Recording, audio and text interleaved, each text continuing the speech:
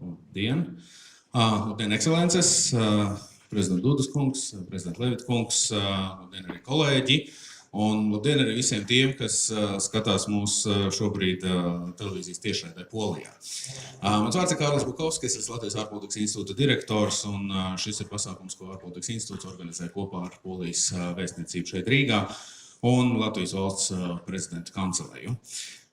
Šis ir milzīgs pagodinājums gan ārpolitikas institūtam, gan, protams, arī Latvijai šajā te skaistajā Altuma zālē šodien uzņemt un organizēt pasākumu ar diviem izciliem prātiem, diviem lieliskiem jurisprudents un tiesību pārzinātājiem, diviem ļoti pieredzējušiem politiķiem, diviem valsts vīriem, kuri savu prezidentūru laikā, kas abiem diviem posmā, kas viņiem ir sakritusi, ir jāparāda savu līderību, vismaz divām nesenākajām krīzēm risinoties. Gan Eiropas Savienība mēroga, gan globālas krīzes, ar kurām mēs esam saskārušies šajos gados, protams, ir Covid-19 pandēmija. Un, kā akadēmiķis būšu provokatīvs, Putina agresīvās politikas kārtējā sāsināšanās fāzi. Un nezinu, vai šajā gadījumā tās baumas, kas ir par Putina kunga slimību, fizisko slimību, ir patiesas vai nē, bet tas, ko mēs pilnīgi noteikti redzam, ka viņa politika, viņa ārpolitika, diemžēl sirkst ar agresijas vīrusu. Un to mēs redzam jau ne tikai šo gadu, bet jau vairākus gadus arī iepriekš. Un tas arī ir mūsu šodienas centrālais jautājums. Kā neļaut šim te agresijas vīrusam izplatīties pa visu pārējo pasauli, saindēt pārējo pasauli, kā izārstēt šo te slimnieku, ja drīkst tā izteikties, un neļaut viņam aplipināt pārējo pasauli. Mēs pat jau arī šobrīd jau redzam, ka pat faktiski arī Krievijas tradicionālajie sabiedrotie bieži vien jau pat sāk pakāpeniski uzlikt aizsargu maskas un ieturēt 2 metru distanci jau no Krievijas un tās centieniem starptautiskajā politikā. Un kā tad saglabāt veselu un neskartu starptautisko sistēmu, starptautiskajās tiesībās un multilaterālajā daudzpusējā diplomātijā balstītā sistēmu? Tas ir tie jautājumi, kas mums šodien ir pilnīgi noteikti jācenšas atbildēt kopā ar prezidentiem. Kā mazām un vidējām valstīm, lielām valstīm pasargāt sevi un savus partnerus no šī te nemiera pasaulē. Mums ir ne tikai gods šodien sarunāties ar diviem izciliem prezidentiem, bet, protams, arī prezidentiem jāiepazīstina jūs ar auditoriju, kas mums šodien ir klātesoša, lielākā daļa ir ekspertu grupa, kas īpaši arī noteikti gribēs kāds uzdot jautājumus, un tāpēc mums sarunas otrajā pusē es labprāt došu telpu arī viņiem. Prezident Duda, varbūt tās, ka es varu lūgt jums sākt ar savu skatījumu, kā tad šobrīd izskatās pasaule, kā tad izskatās šīs te NATO loma pasaulē, kas mums ir jārīkojās, kā mēs vēl varam atbalstīt Ukrainu. Kas ir tie jautājumi, kas jums liekas ir paši būtiskākie šobrīd starptautiskajā politikā, un kā mums šo te starptautiskajās tiesībās balstīto sistēmu saglabāt?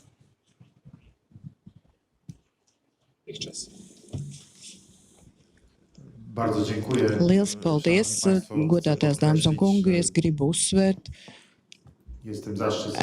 Man ir tas gods, ļoti priecājos, ka varu šeit būt, ka varu tikties ar jums, ka esmu kopā ar prezidentu kungu Egils Levits kungu, ar izcilu juristu, bet arī ar lielisku politiķu, pieredzējušu prezidentu, jūsu valsts prezidents, kas ir pieredzējis prezidents, kurš jau daudzus gadus šajā visaugstākajā starptautiskajā līmenī nodarbojas ar Latvijas lietām. Un viss, kas ir noticis pēdējā gada laikā, ir izraisījis ļoti radikālas izmaiņas, kā tiek uztverta šī pasaule, īpaši drošības perspektīvā un nākotnes perspektīvā.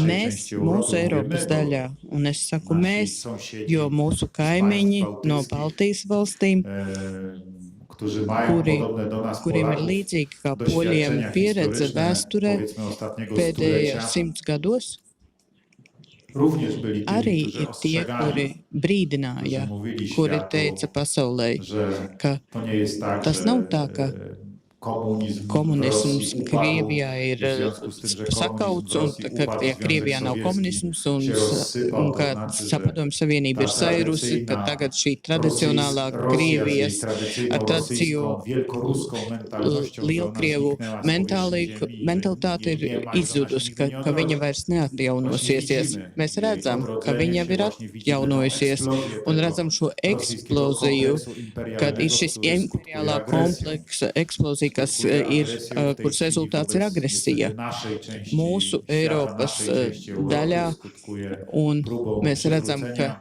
Ja zawsze tāpēc zwracam na to ir, uwagę. es Moim vienmēr zdaniem pievēršu nie šam uzmanību, strefy wpływu ne ZSRR, ietekme, ne padomju Związku ietekmes, Sowieckiego.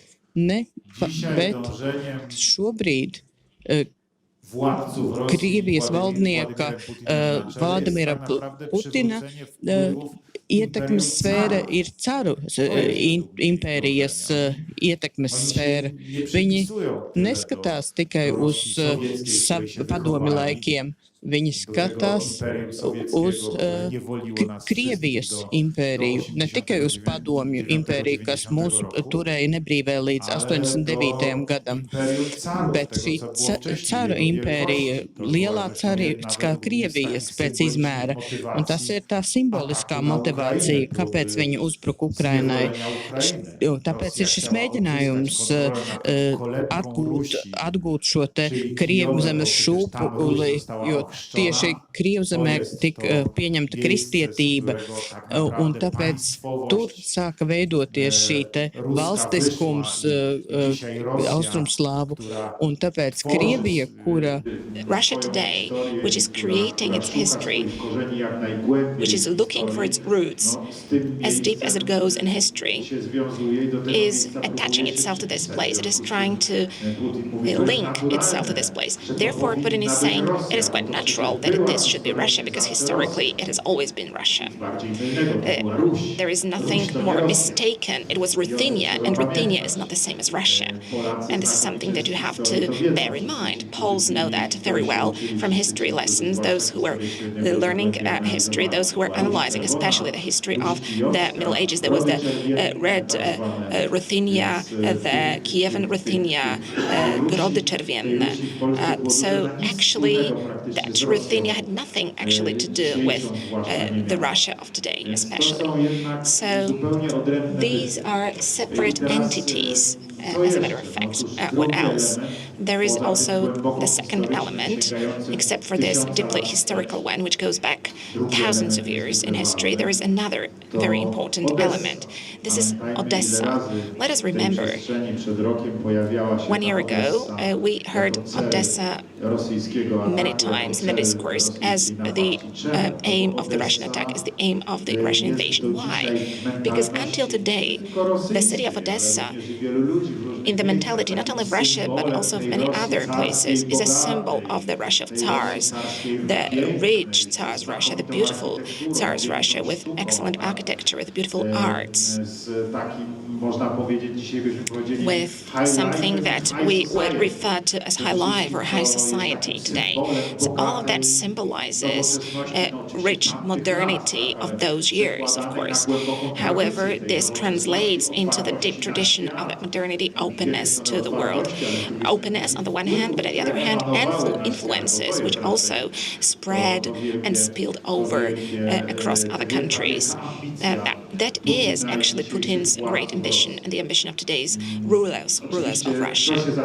Of course, what stays behind is something that they refer to as Ruski Mir.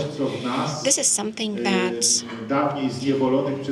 to us who were formerly enslaved by the Russian Empire, it makes us shiver. Whenever I hear Ruski Mir, I see poverty, I see destitute, enslavement, trash, something that should should be connected with bolts and nuts, is something that is connected with a wire or a trashy kind of connections. So to me, first and foremost, Ruski Mir stands for enslavement, and once again, enslavement, something that we have never come to terms with. We will never come to terms with it in the future either. That is why today we are clearly against this with full awareness and in a very clear way, having this historical awareness. Now, what Russia did recently has shown to the whole world that all the stories about the end of history, all the stories about peace and calm given once and for all, especially in Europe, were just a pipe dream.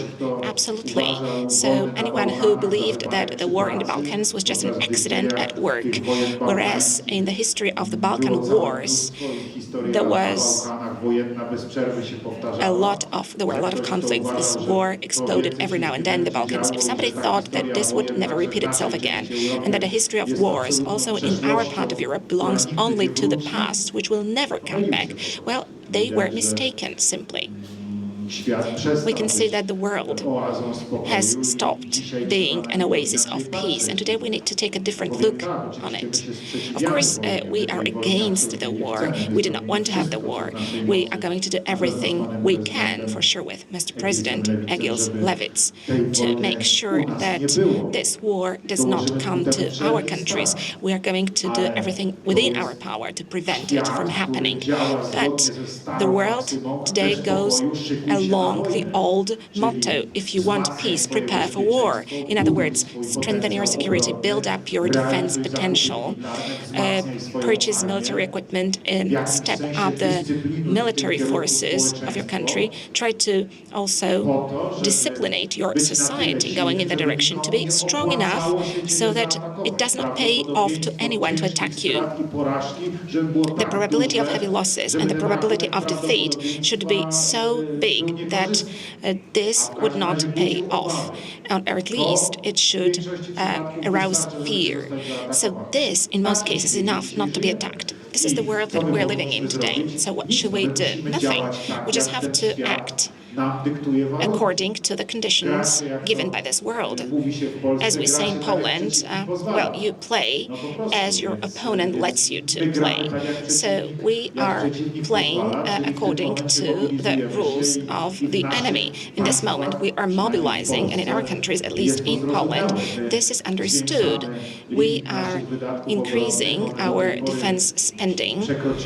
Right now, until recently, our defense spending stood at more than 2% of GDP, but probably it will further increase and reach 4% of GDP this year in 2023. And the Polish society, for the time being, understands it very well. Our society sees this need, looking at the situation in Ukraine.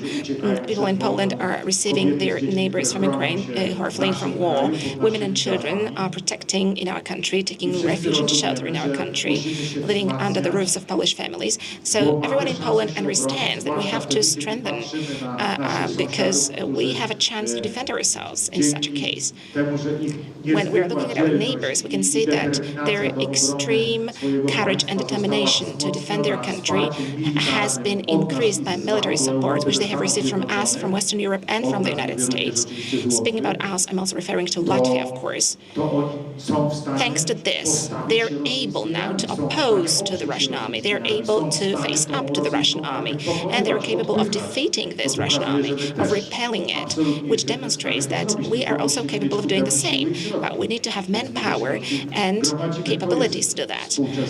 So that is why we are accumulating those capabilities. And this is the politics of today. And when I hear we must not allow that Iron Curtain is restored, ladies and gentlemen, I want to take full responsibility as President of Poland for my words. I want to say the following. I'm prepared that the Iron Curtain would be rebuilt if across the eastern border there is an aggressive state which wants to kill its neighbors, who wants to grab their land and who wants to take away their freedom. Then I am ready to build an Iron Curtain going up to the clouds, to the sky, just to keep them at a distance from us, just so that they are not able to overcome this Iron Curtain, so that we can live peacefully the way we want. And we want to stand with the West, not with the East. This is something that we have been fighting for since the Second World War. when Russian forces came to our country and when people in Poland, as they said, the next occupation started, but that time it was a Russian occupation. For almost 50 years, we could not enjoy full independence and full freedom. We lived under the Russian boot with the government imposed by Russia. We have liberated ourselves and we never want this to be repeated again. We don't want the Ruski Mir. May Russia keep this Ruski Mir for itself if they like it. We don't like it. We have got our own customs. We have got our own lives, our own plans, and we want to be able to develop them and implement them freely, and we are ready to defend it. This is our approach today, and I hope that the world will understand us. Luckily, today we are part of the North Atlantic Alliance, which is the biggest defense alliance in the world, and I believe that thanks to it, apart from our own defensive potential, of course, thanks to this membership, we will be able also to resist to any kinds of attempts or plans to enslave us and to enforce foreign rule upon us. To me, this is a fundamental question. Thank you, Dr. Duda, for the eloquent position on our common motives when it comes to relations with Russia. I have a follow-up question, if I may. I'd like to abuse my moderator's privileges. And would like to also refer to what you said yesterday during the press conference when you spoke about Baltic countries and Latvia and Poland driving the NATO agenda. And listening to the press conference, I started thinking to myself, are we proactive or reactive drivers? Are we responding to Russia's threats or rather preventing them proactively? What would you say?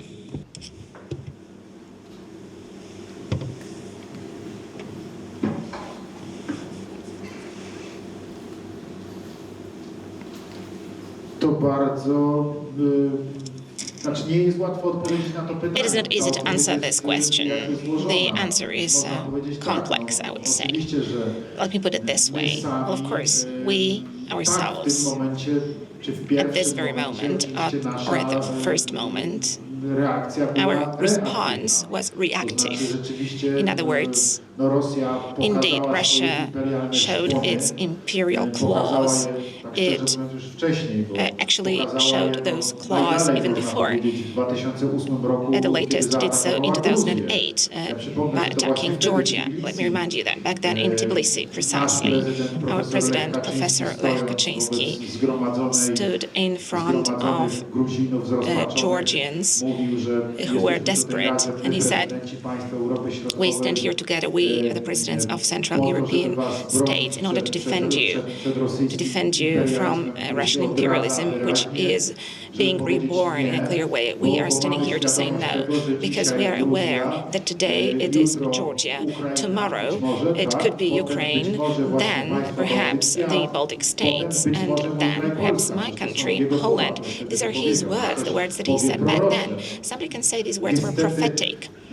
Unfortunately, prophetic, but not for President Lech Kaczynski, who knew our history inside out, and he knew that there are historical processes which, unfortunately, with Russian imperial mentality, which is a few hundred years old right now, are something that repeats itself. This is something that you can expect to happen, and everyone who knows history is able to predict the danger, that the danger is potential, but it can turn into realistic. And through the attack on Georgia, it was becoming realistic at that point in time. So, in other words, the situation in our countries recently is the reaction to the rebirth of Russian imperialism. Whereas I believe that our actions right now, our words right now, what we are saying to our Western European allies who do not understand, as a matter of fact, because they do not know something such as Russian aggression in Portugal, who is a member of NATO. The Russian aggression is something abstract. In Spain, it is similar, as a matter of fact. Even in Paris, where in the past there were Tsarist divisions stationing, and they occupied Paris for a while. And that is why, until this day, they're using the name of bistro, because this was the word used by Russian soldiers, calling the waiters, hasting them, telling them to speed up, because they do not remember this. To them, Russia is a romantic story about snow, about sleigh, about Tchaikovsky's music. Russia to them, it does not mean people walking barefoot across the snow in shackles to work in the mines in Siberia, Magadan or Chukotka. So they have a totally different view of the world.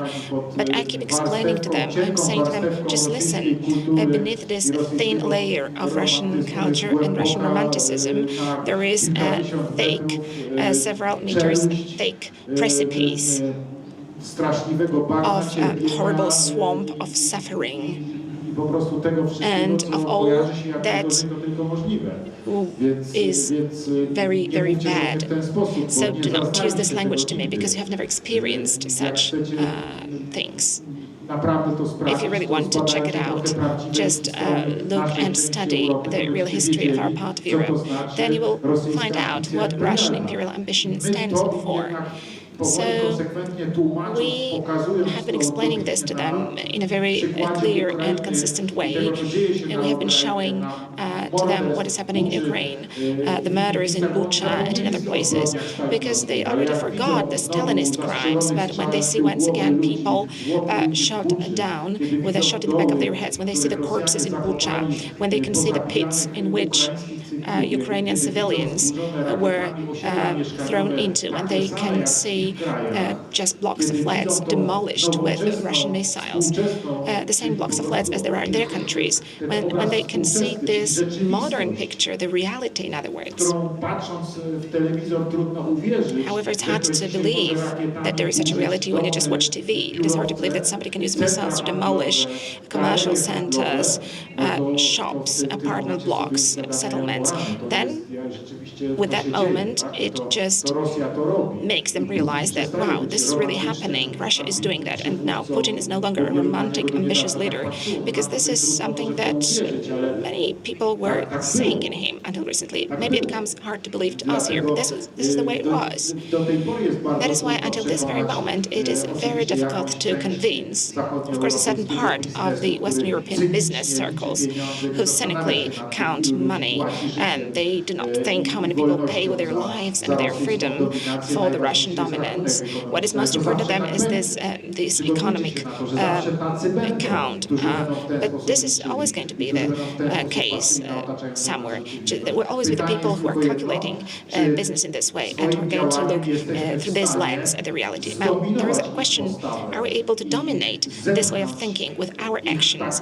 Are we able to push them out in such a way that do not have the room for maneuver? Because if we leave them the room to maneuver, we will have more Nord Stream 1s and Nord Stream 2s. We will get Nord Stream 3, Nord Stream 4, South Stream, and so on.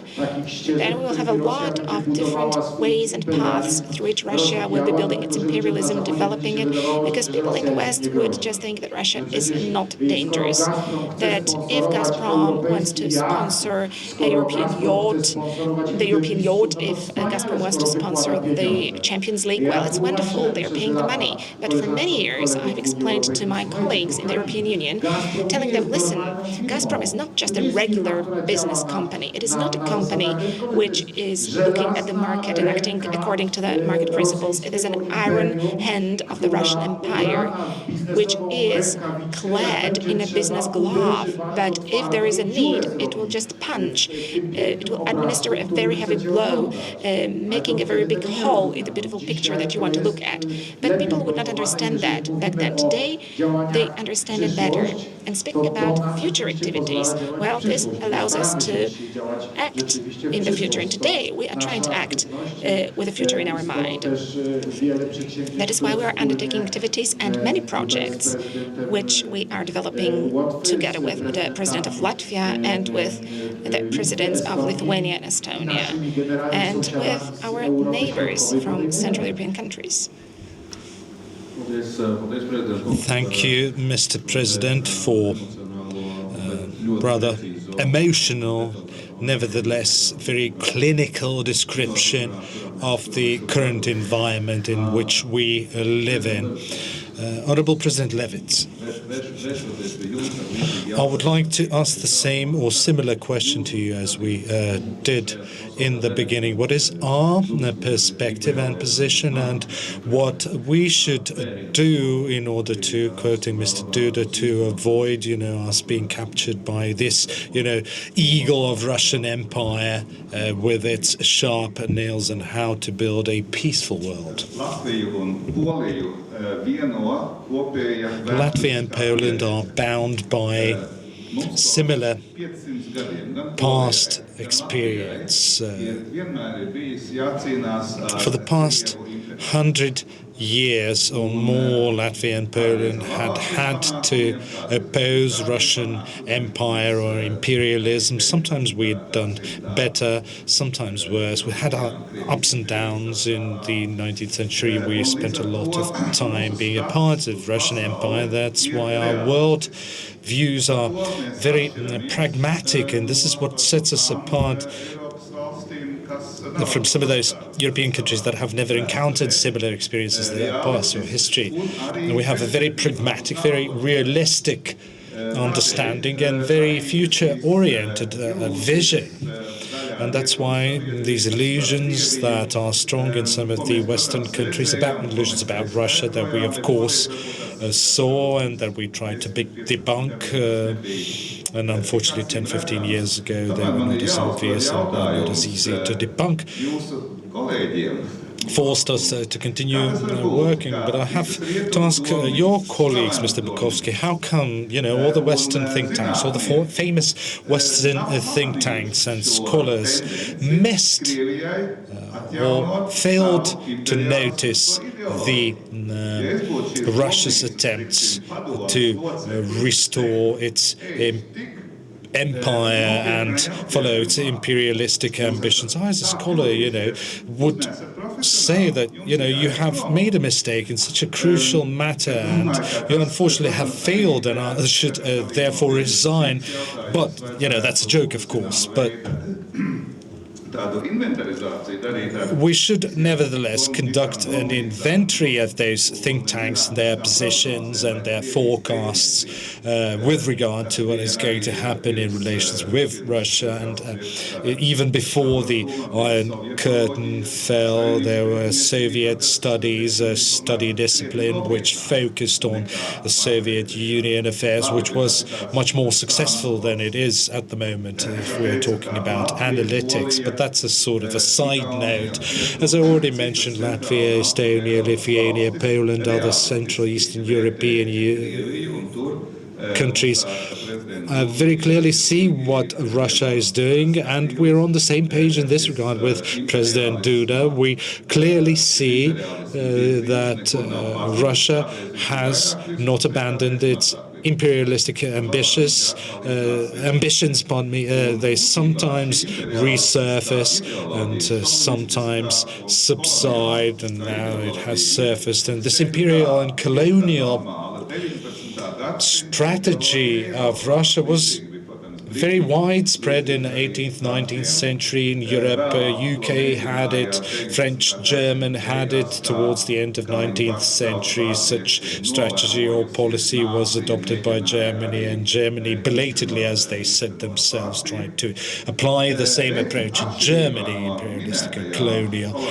Nevertheless, contrary to the aforementioned colonial and imperial countries, and I'm talking right now about the United Kingdom or Great Britain and France, which abandoned their imperial aspirations after the World War II. Naturally, this ideology went away, they did it easily, especially if we remember that the European Union was founded in 1958.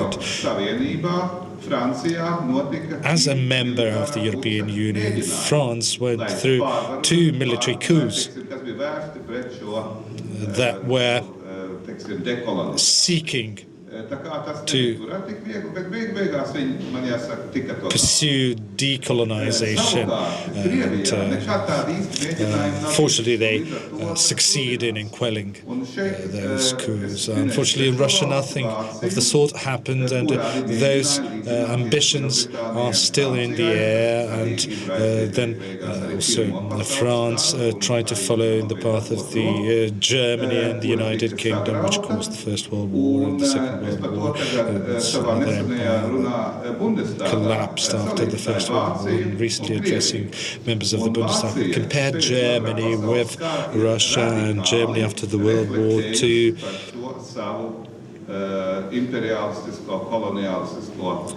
had very deep insights about its imperialistic, colonial, racist policy or strategy, something that Russia didn't do, and that's a major difference. If Germans wouldn't do that, the Vergangenheitsbefriedigung or coping with the past, if they wouldn't have done that, EU or NATO wouldn't exist in its current form. Just imagine Germany talking or using the same narrative as Hitler or Putin today.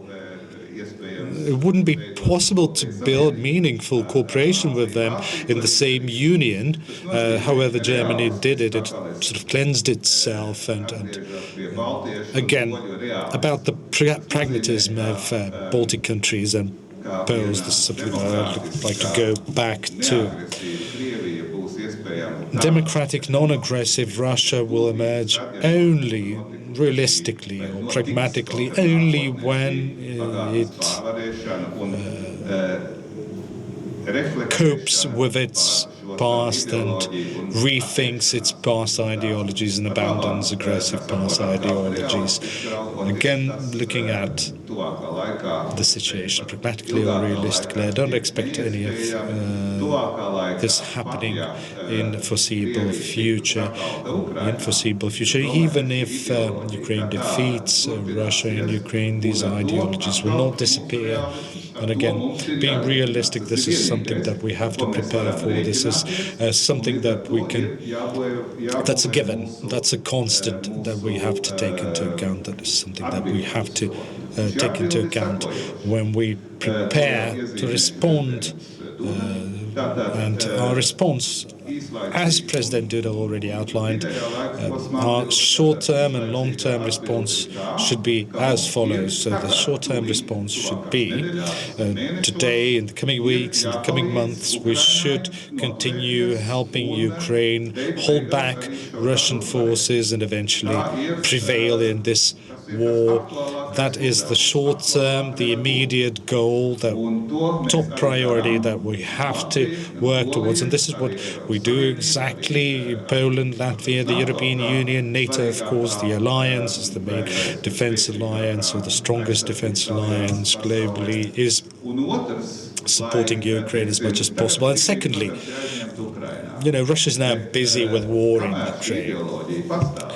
However, as long as these ideologies continue to exist, and we have to take into account, or we can actually predict that it will exist for a while, our second priority or second task should be to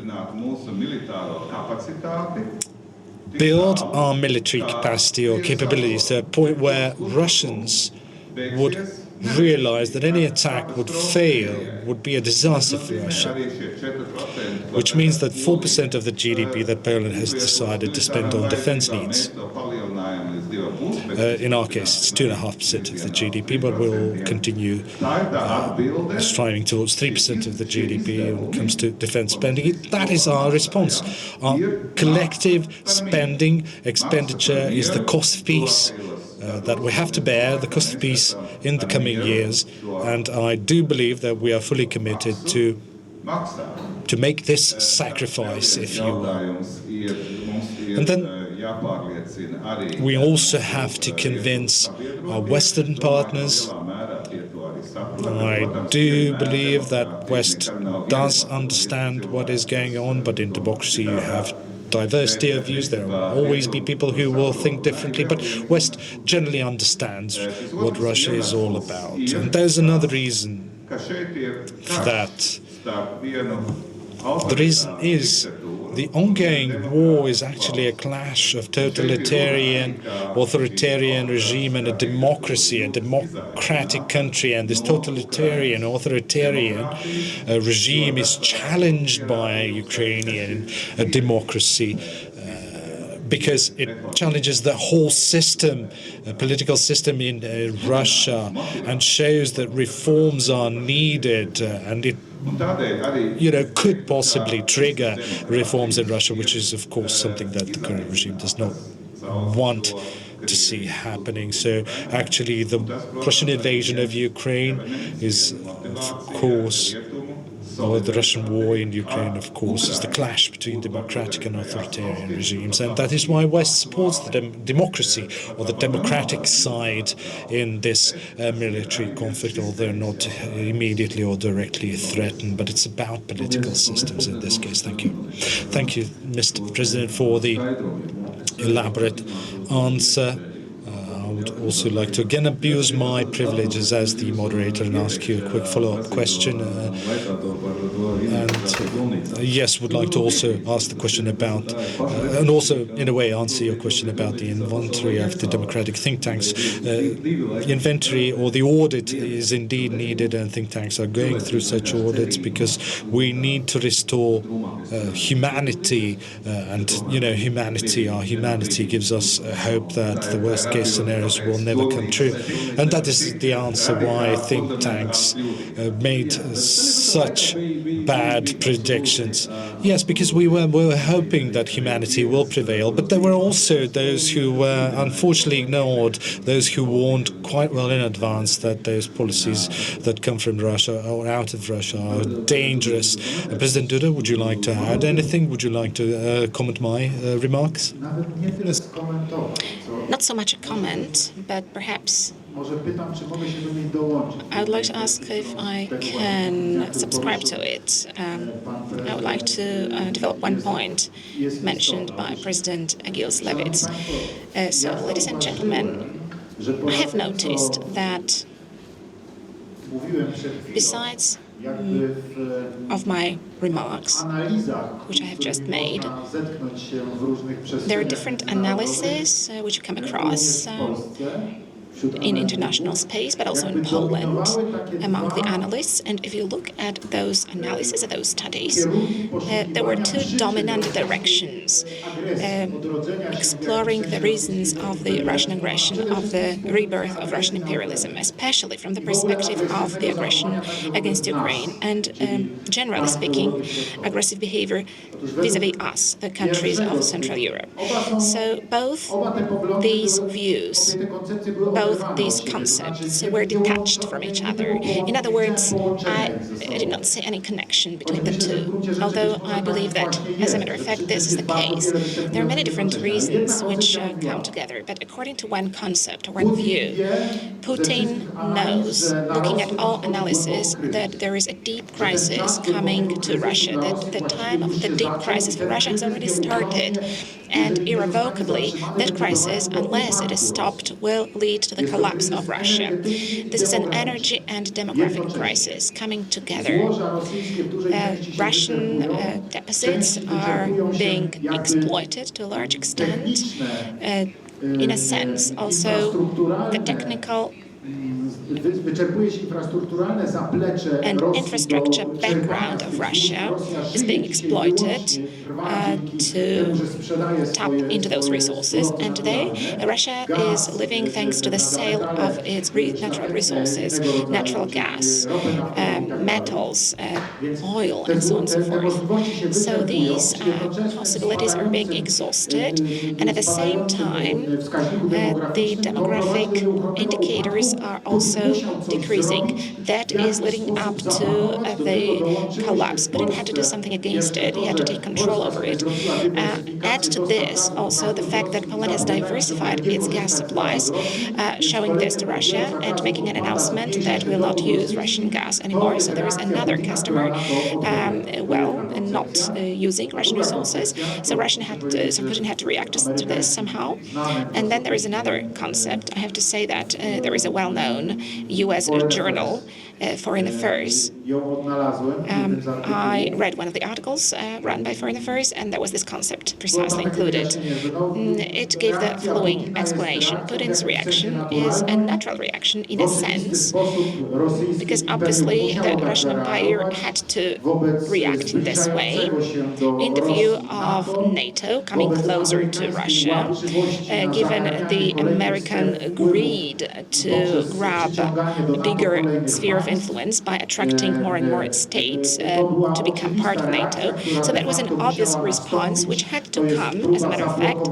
It is just an attempt to block this area, or to secure the area which is perceived by Russia as its area of security. So, to cut a long story short, let me say the following. I'm the president of Poland and the citizen of Poland.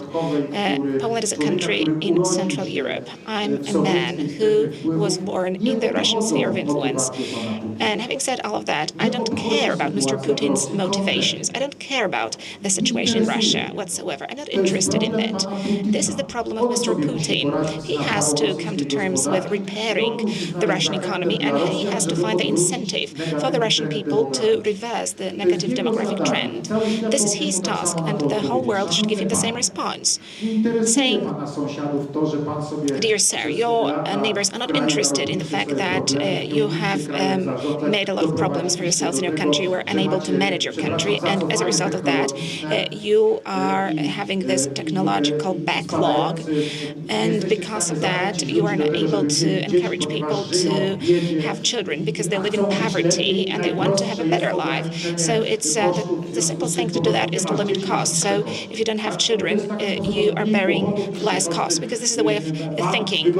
I have fewer problems, I have a more comfortable life because I don't have children. If their living standards were high, if they were affluent people, if they were able to have a big family and at the same time to have a holiday abroad, to have a comfortable car and a comfortable house, just as other people have in Western Europe or in the United States, perhaps, if that was true, that problem might not have appeared. But you're not able to do that. It is your problem. This is number one. And number two, ladies and gentlemen, it is really hard to be more outraged than if in a democratic country somebody is writing that Russia has the right to defend its sphere of influence. I'm very sorry. So do we believe in democracy or don't we believe in democracy?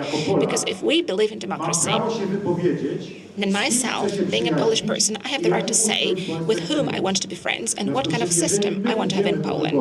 Having said that, if we go to elections, if we elect our authorities who later on say, let us join NATO, and then we keep electing the same authorities. And if we have a referenda in Poland and we vote in favor of joining the European Union, if we support NATO, and if we support our membership of the EU, this is a clear testimony that we want to be part of the Western community, not part of the Ruski Mir.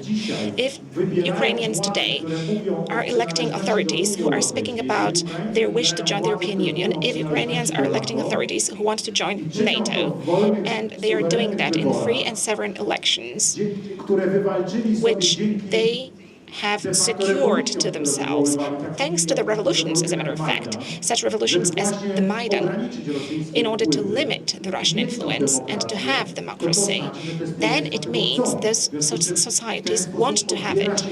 In this way, you just take away their right to self-determination, their right to democracy. And I will never agree with that. I believe that such arguments are something absolutely unacceptable. There is nothing such as the Russian sphere of influence. And what about the American sphere of influence? Well, ladies and gentlemen, if somebody chooses to have relations with the United States, if somebody chooses to have an alliance with the United States, if people in a democratic state participate in elections, they elect, they decide or co-decide by electing the authorities who support this direction. That means that people just want it. So this is their choice.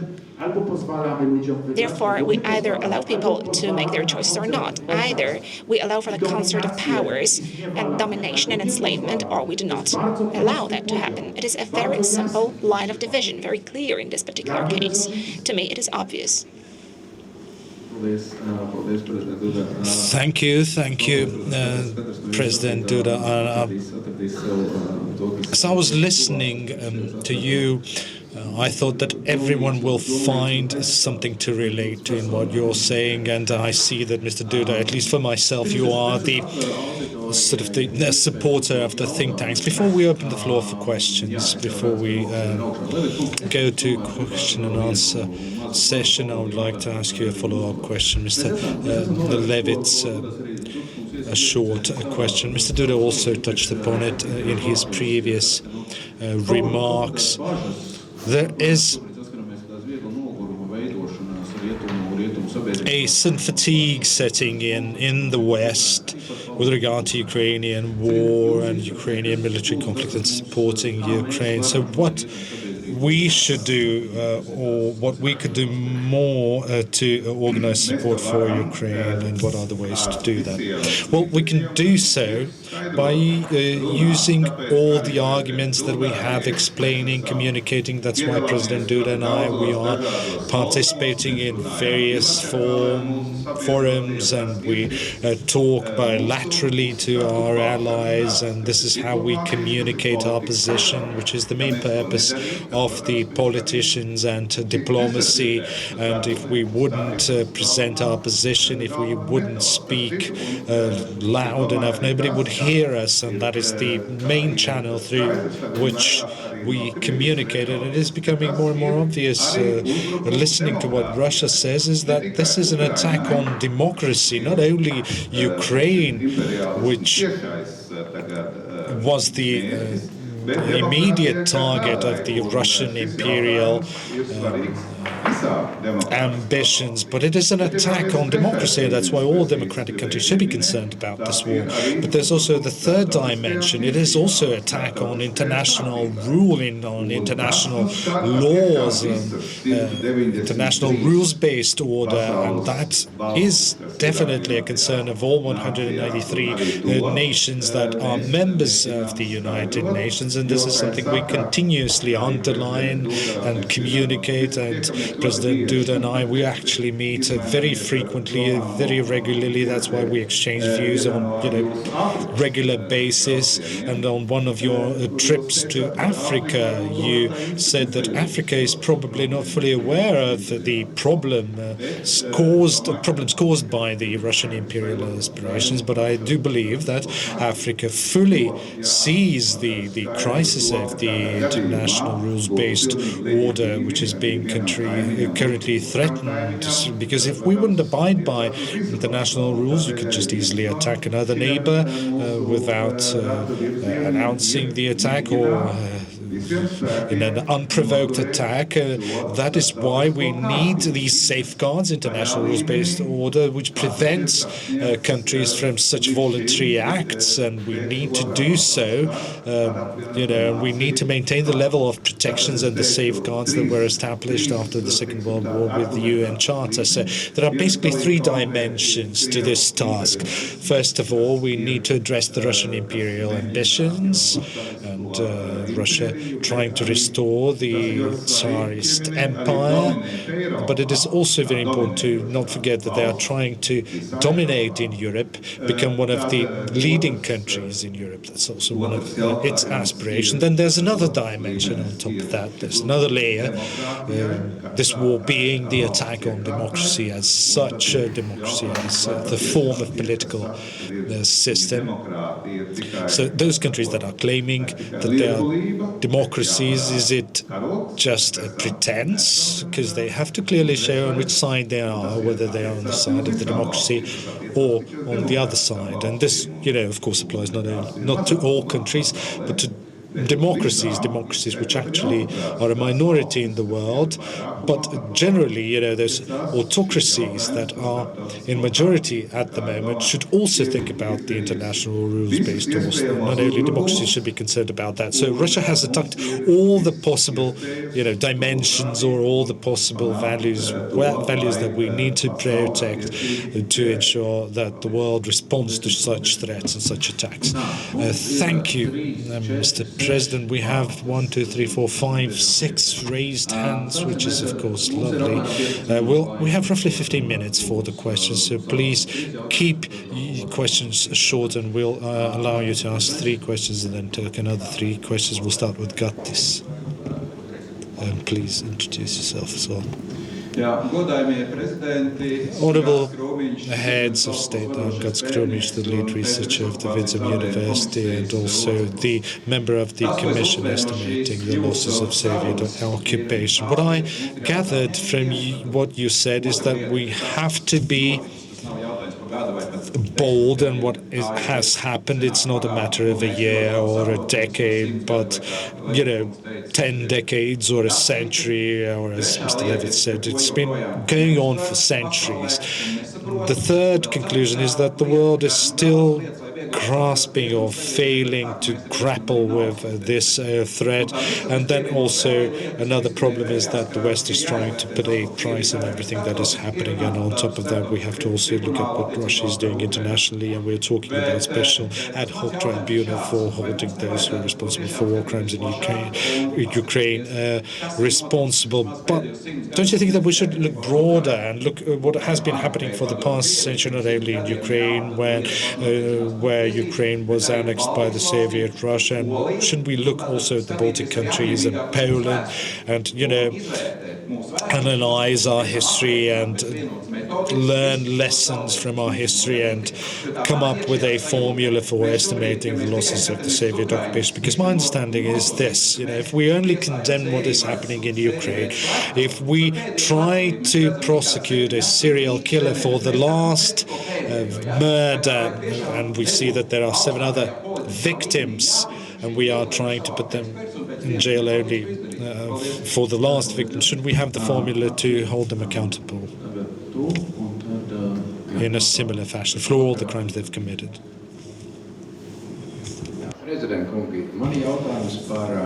I would like to ask both presidents about the ratification of the accession protocols of Sweden and Finland. Let's not talk about Turkey. We know why Turkey is hesitating or delaying the ratification or will not ratify. But let's rather focus on the Hungarian president. What's the Hungarian President Orban's game plan? Isn't he aware that such hesitation will threaten regional security? Or is this just an attempt to show his friendly feelings towards President Putin? Thank you, and let's take a third question. Please introduce yourself. Good afternoon. My name is Natalia Knipscher, and I am a law student and activist.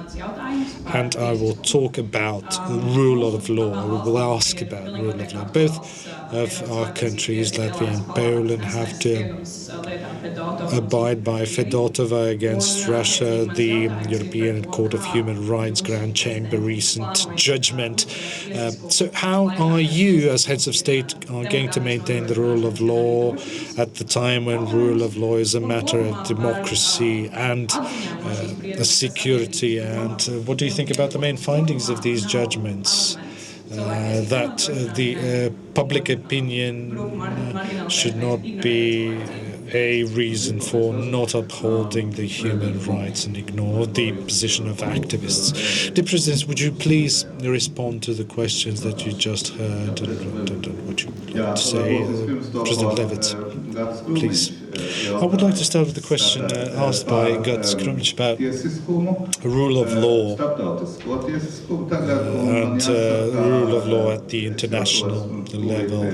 And right after the war, I in fact proposed the idea, I was one of the first to propose the idea of international tribunal. We have a crime that has been well defined in international law, but we don't have a court which would have the jurisdiction over such crimes, or this particular crime. That is a gap in the international law that we need to fill. And in some cases, in order to fill such gaps, we create special ad hoc tribunals for Rwanda, Liberia, Yugoslavia, and so on and so forth. And it just naturally seems that the case of Russia would fit into the same pattern, and we should have a special ad hoc tribunal to investigate these crimes. And there are some who claim, who say that you will not be able to get them on the bench, and so on and so forth,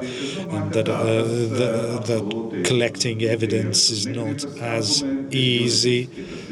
Well, legally it's all possible. It is just lack of will. You can also prosecute them ex parte as well. That's a good opportunity. Also was applied in the case of Yugoslavia. It's about chain of command, chain of responsibility, and Yugoslavian court decision judgment of 2002 is also relevant in this context. The judgment regarding two accused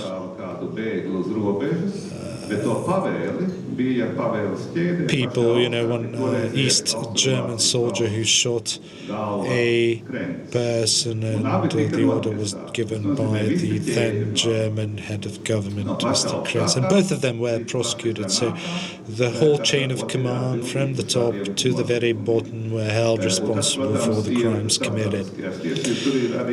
And this has been well established in the international law, in the international case law, in fact. And I also provided my explanation of this judgment which was later on used by the Czech Constitutional Court, and Hungary in 2000s also used a similar approach regarding this chain of command. And we can apply the same approach in this case as well. Also, when it comes to holding Russia accountable, we should also speak about the transfer of frozen Russian assets to Ukraine for the rebuilding of the country. We are working on it. We have to clear some legal matters. However, that being a very complex issue doesn't mean that it is impossible to resolve. It is very possible to resolve it. We just need a proper political will. As regards to the indemnification of the losses, I suppose President Duda will talk about losses of Germany, or rather the losses caused by Germany to Poland, which have been established in Latvia. We continue to establish the losses of the Soviet occupation, or estimate the losses of Soviet occupation, irrespective of whether we will be able to actually claim any sums or recover any of these sums. It is a legal and political precedent that we need to set. Legal and political precedent that we can then use further on in political discussions. And, we should have a comparative analysis of these approaches, which would be, very useful for, commission in Latvia and other commissions that are estimating the losses of occupation. And there's no statute of limitation when it comes to these crimes or losses. You just need to estimate the losses, establish those losses based on evidence, and this is exactly what our commission is doing. As regards to rule of law at the European Union level or in Europe, rule of law is one of the together with democracy and human rights, is one of the three major pillars of the European Union. And its member states, which are constitutional democracies and form the Union. The downside, however, is that the understanding of rule of law and understanding of human rights differs from country to country. Now there's the judgment of the European Court of Human Rights, which specifies, the definition or the interpretation of human rights and democracy, and it is based on international laws and agreements, and therefore is binding, of course. But there is also dissenting opinion attached to it, presenting various dimensions. And one of the judges of the European Court of Human Rights also claims that the court has exceeded its remit when making such a judgment. And in law, you can always challenge decisions. The right to challenge is what makes our court systems function. Nevertheless, this judgment has become a part of the case law, or has set a precedent that countries have to follow. It is binding upon countries. How to implement it in their national legislation, well, that's a competence of individual member states. That's my opinion. Thank you, President. Now the floor is given to President Duda.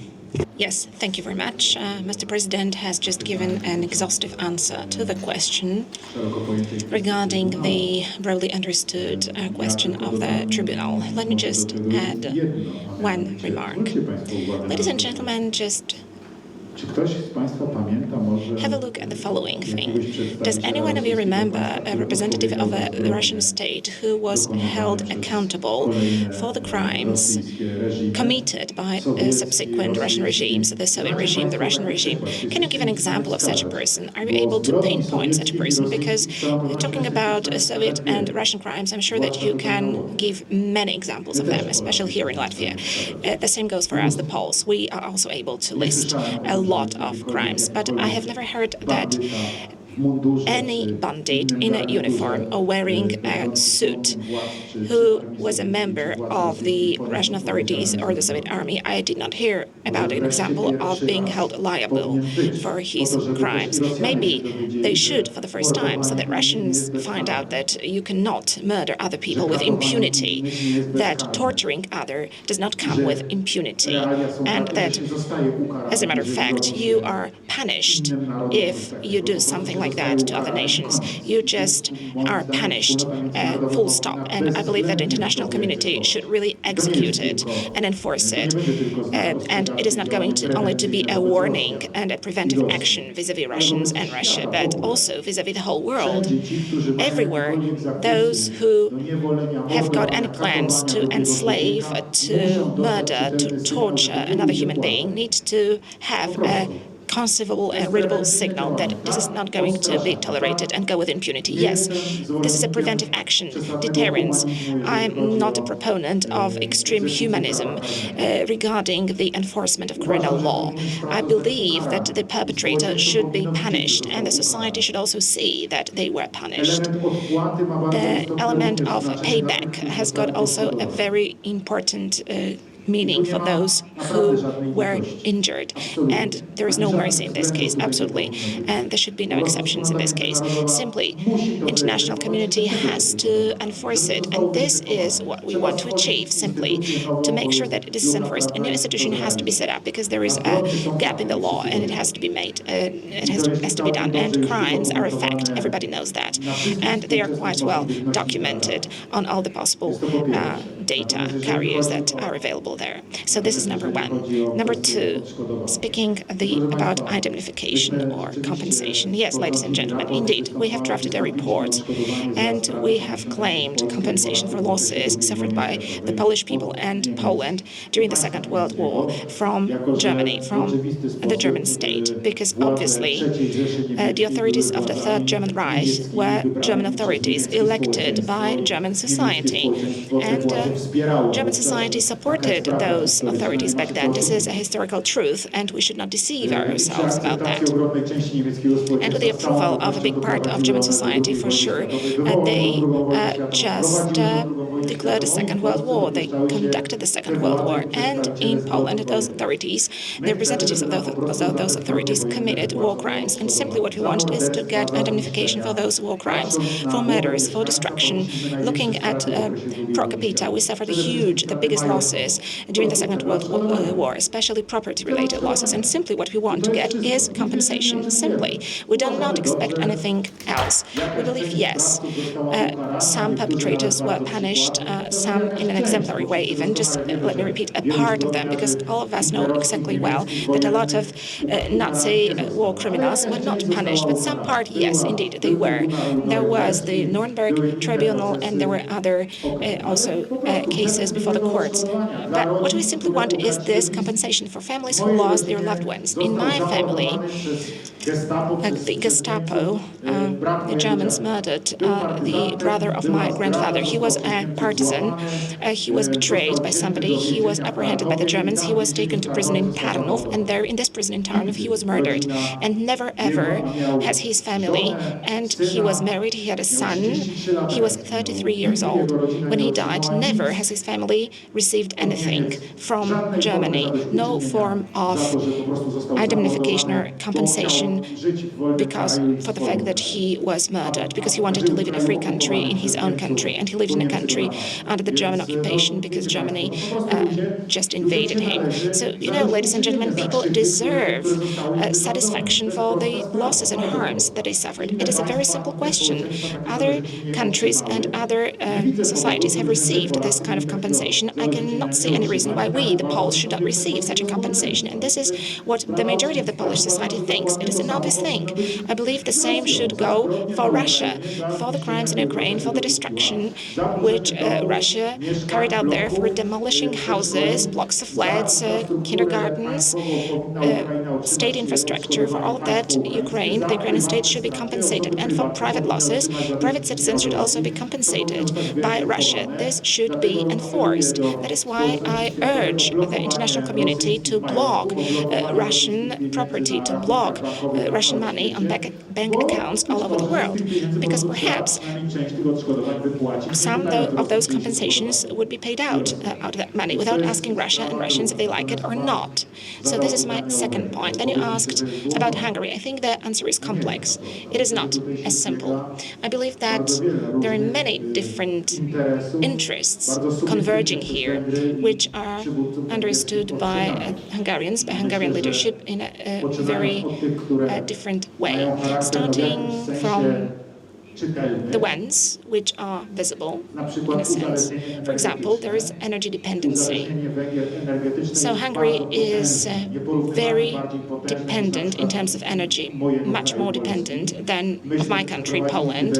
What we did in Poland was diversification of gas supplies to Poland. We have got actually 100% diversification, and today, practically speaking, we are independent, but Hungary is dependent in terms of energy. We had our own power plants, coal-based, of course. We did not have any post-Soviet nuclear power plant. There was no power plant built in Poland. There were other ideas implemented. We still have our own coal, so partially we are deriving this coal from our own sources. We are partly importing coal, but some power plants right now are gas-based power plants. We are purchasing gas from different directions. We've got an LNG terminal in Poland, and this supplies us with LNG gas. Hungarians have not done that. To say even more, I believe that they made a strategic mistake, namely, a short while ago, they signed an agreement with Russia to modernize their post-Soviet nuclear power plant, which supplies most of electricity to the Hungarian state. And again, this is a Russian technology. So by doing that, they have deepened their dependency. So this is a complex issue.